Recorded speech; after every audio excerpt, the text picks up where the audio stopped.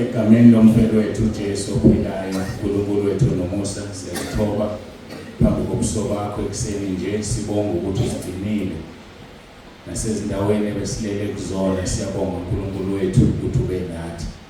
Ngiyathandaza ngicela ukuba ube phakathi kwethu ngomoya wakho oyingcwele kulolu suku lokugcina lwale ngqungquthela yabesifazane.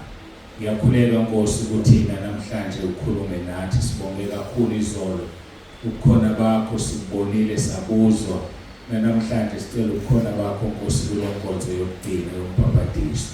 Ngiyakhuleka-ke uNkulunkulu wami nomusa ukuthi ube naloyo phakathi kwethu.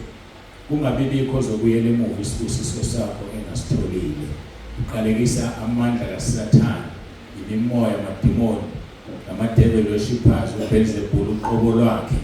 Ngegunya engilinikeziwe bathumele esikhogweni manje kuba bahambe bayosha noma isikhathi singakafiki. Ngiyathandaza Nkosi ukubiyele le ndawo ngomlilo wasezulwini. Ushilo kuMahubo 34:7 wathi ingelosi yakhe yamisa nxa zonke kwaba kwesabani. Thumela kamasosha akho Nkosi asifiyele, asigcine Nkosi, asilondoloze. Ephethe inkemba zomlilo yaphathwa ingelosi owayibeka esangweni lase-Eden ngesikhathi uxoshile uAdam no-Eva. Ngiyathandaza Nkosi mfafaze igazi lakho ngaphakathi la endlini nangaphezu kwayo nasebhekeni.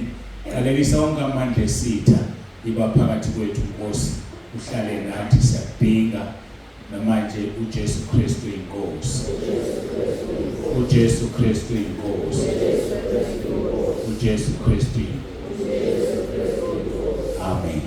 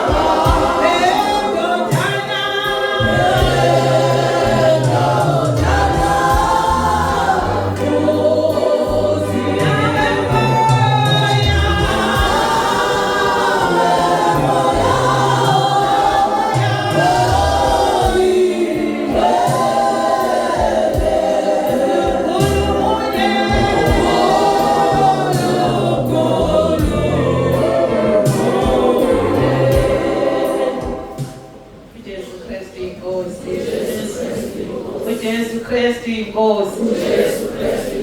Ngibingelela ubaba umpostoli nomama umpostoli egameni lenkosi yethu Jesu. uJesu Kristu inkosi. Ngibingelela abefundisi bonke abakhona nobaba nomama bonke nabantu abasha egameni lenkosi yethu Jesu Kristu. uJesu Kristu inkosi.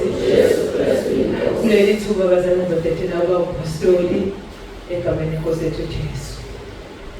Ukucula ngisasetha suke lapho ngithi siyasetha sisi Bayabonga wena